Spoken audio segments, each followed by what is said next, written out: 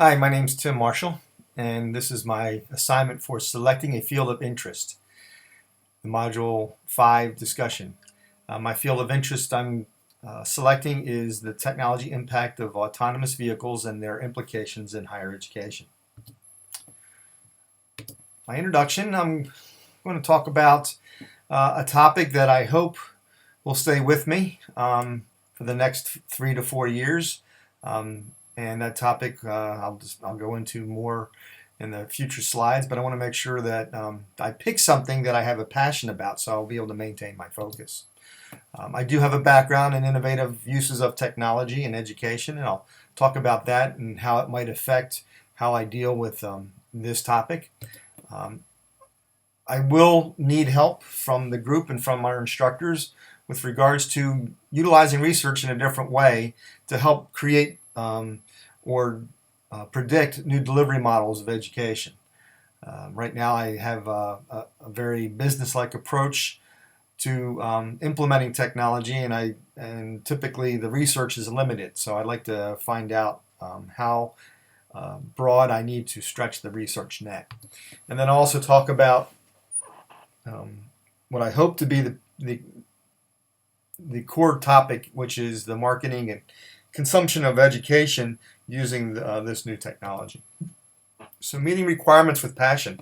I do have an over 25-year background in technology management and higher education and K through 12, both as an employee of different districts and colleges and universities, and as an employee of a consulting firm that we did assessments of organizations' management environments, their operations environments, their technology environments, and their educational environments. However, undergoing this field of study and changing my focus from technology to education requires me to shift my focus away from technology and focus more on education. And that's where I think I will have to create avenues for where my passion path goes. Since we were doing a dissertation topic, this has a long-term focus. It has a long-term relationship with regards to us and our topics and our research, and for me to maintain that type of long-term focus, I need to do something that holds my interest, which is technology.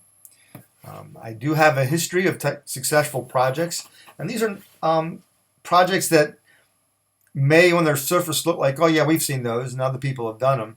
But for the most part, my activity in these projects was when these things were first being brought about. I was able to work with a consulting firm and some very large organizations, colleges, school districts that had the resources available to take chances with technology that had not previously been utilized in education.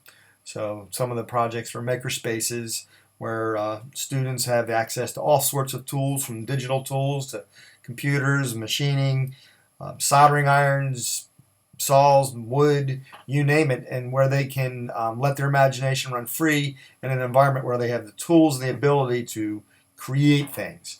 Also, I've been involved in the transition of delivery of content from textbooks, traditional textbooks, to digital devices, the iPad and classroom initiatives, some of the projects from the Bill and Melinda Gates about creating libraries of content that's available through the internet, and then also recently integrating a student's own device that they come from home and they bring into the classroom. And unfortunately, many school districts, students are taught to turn these devices off, and the truly innovative school districts are those that are taking advantage of the student's own device and delivering education utilizing their own device.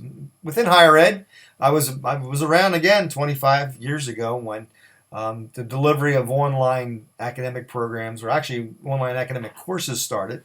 Programs followed soon after, and I actually worked with a company that helped onboard academic programs, working with faculty at institutions in a very short time frame, anywhere from 60 to 90 days. We were able to stand up an academic program, keeping the course content about 1 or 2 semesters ahead of the students that were taking the programs.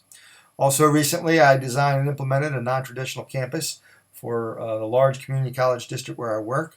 They had a history of electronic delivery of content, but not necessarily programs. I created a architecture for the delivery of online education, dual enrollment, early college, high schools, weekend college, um, non-traditional face-to-face, um, non-traditional face-to-face and online programs that were delivered, and that campus recently just achieved accreditation. And then another example is the use of digital cadavers in medical schools.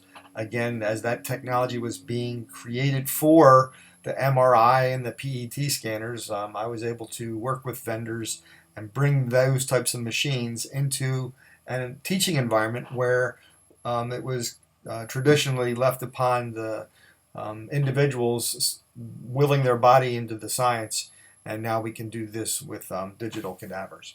So I have a history of innovation, taking technology that might not be designed for education and using it in education, and that's why I feel that picking autonomous vehicles, self-driving cars, would be the next piece of lumber that I'd like to attack. Research utilization. Autonomous vehicle research right now is in the hands of the vendors.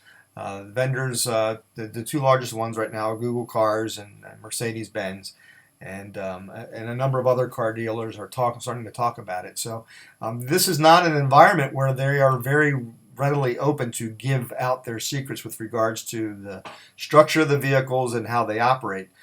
So I need to focus on not only the vehicles themselves, but who are the effective populations that the vehicles will be available to. By having those vehicles, what change in the amount of time will no longer be assigned to driving will we have? When is the question with regards to the time frame for when we will see these vehicles in more than just a test environment? Whereas currently there are a couple states where you can actually drive between point A and point B in a driverless vehicle, but the education content will definitely follow where these vehicles are allowed to be utilized. And then why the biggest piece of my focus will be the time management aspect of when historically higher education or lifelong education has become available only because people are no longer restricted in their time that they can set aside for furthering their education. And that leads us into education access. The number one cited weakness in our own class when we were talking about our SWOT analysis in the first week was I went back and looked at the discussion thread, and the number one weakness that was pretty much prevalent through everybody's was time management. We have problems providing time for scholarly pursuit, and that's because we are, as a cohort, all taking this class online. And I think for the majority of us, we are part-time students. The number one cited threat was, even if we were good time managers, there's still a lack of time to perform these activities in. So you can have all the greatest methods for managing your time, but if you do not have that time left at the end of the day to manage, the threat there being is that our life will overtake us. So if I was able to tell everybody, hey, guess what? On normal, the average commute time is 20 to 30 minutes. If I were able to give you another hour of time during the day to use to pursue your education, would you take advantage of that? And in some cases, in the big cities, the commute time is even greater, up to 90 minutes to an hour. So what does that mean for higher education? What does that mean for this prospect? Well, we can just leave it alone and let people find their way to education organically through just now being in a driverless car. They'll just pull it up on the devices that they are already pulling it up on, and now they'll take it upon themselves to self-manage that activity. And the good time managers that don't have that weakness will now say, hey, great, I got another hour. But what I'm thinking of, and what I feel is the true potential for this market, is a partnership between manufacturers of the vehicles or distributors of the vehicles and institutes of higher education, where we can brand those cars along with branding a person's institution where they're going, and provide that car as a delivery vehicle of education, alongside being a delivery vehicle of just motor vehicle. So that's my submission in a nutshell. Can this be a viable focus? Is there enough meat on this research bone, or is there so much meat that I have to go and define a lot of research?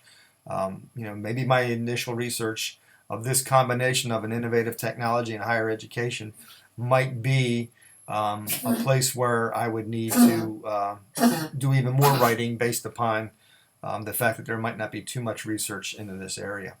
So here are my references. The first one is self-driving technology and autonomous vehicles, a whole new world for potential product liability discussion. And then the effect of workers driving, communal stress and burnout. That really doesn't approach the autonomous vehicle, but it was one of the areas where if you're reducing your commute stress and you're reducing your commute burnout by not having to drive, even though you're being driven, that leaves other areas of your life open for improvement. So thank you.